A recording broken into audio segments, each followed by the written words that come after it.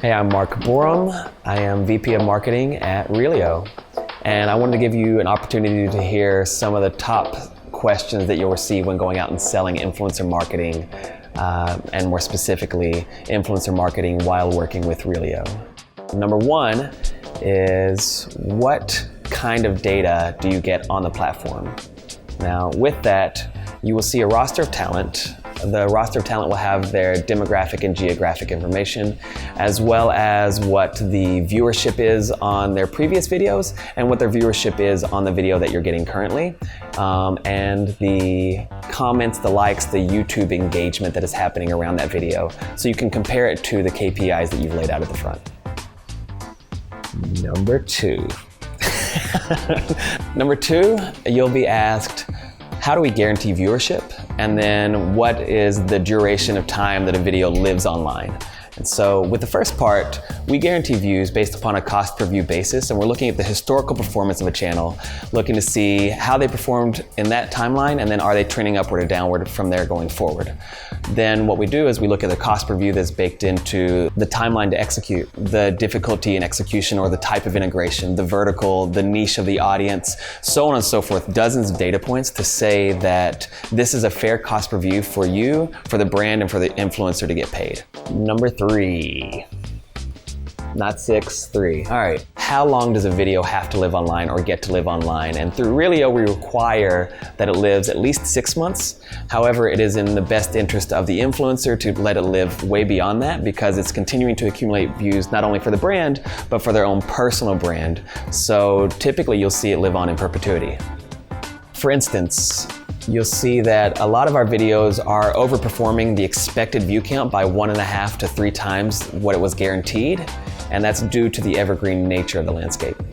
Some brands are already working with influencers, and you won't be sure how to handle the objection when they're not certain how to work with you or how to work with Reelio in that instance.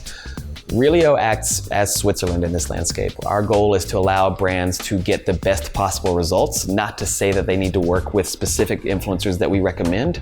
So the fantastic thing about this is that they can upload a roster of talent that they're already working with and manage that entire workflow through Reelio, through you, and make sure not only that they're getting the right workflow, but also getting the right price point associated with that talent. What do you do with brands who have tried YouTube but have failed? This is fantastic actually, because what you're seeing is that they have an interest in the space. They understand that this is really good for their brand to be in the space, but they're struggling. They have difficulties with that. And so this is a fantastic opportunity to say that they don't have to do that alone. They get to tie into somebody who is already speaking directly to their core audience about the kinds of topics that their core audience loves. And you can bring about that relationship in a much more meaningful way so they can get the results that they want in a landscape that's really difficult for them.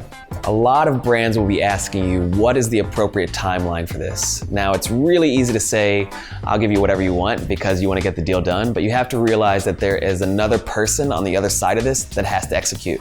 So I always tell our brand partners, it's typically between 4 weeks to 5 weeks upon sign of IO in order to get a video launched. However, we can execute sooner if needed, but if that is the case, there's a premium price attached to that. Some brands will be asking for exclusivity with a creator, or do they get that? And that means one of two things. Number one, do they want exclusivity in the video that is created? Or number two, do they want exclusivity for the duration of the viewership being counted on that video? So when thinking about this, I think there's actually a lot of great opportunity to align your brand with some fantastic products out there to keep you relevant and excited when you're talking to that specific audience, and make sure that the influencer is still talking in their tone of voice. If it's somebody who talks about hauls, embrace that. If it's somebody who talks about the hottest products under $50, embrace that. Don't think that you need to be the entire video. Now, if you do want exclusivity, that's an opportunity as well, but I would really try to steer your brands into the direction of thinking about this in a way that aligns with what the audience is expecting. Now, as far as exclusivity beyond the timeline of the first video, beyond the video being created, there's a premium associated with that. You don't want to take opportunity away from somebody and not pay them for that. It's a lot like a publisher. You wouldn't say, I can only run one specific advertisement in one magazine and not allow them to continue their livelihood beyond that. So I hope that was helpful. If you have any other questions, that was obviously high level, but feel free to reach out to me directly, mark@reeliolabs.com. That's Mark with a K. Thanks a lot.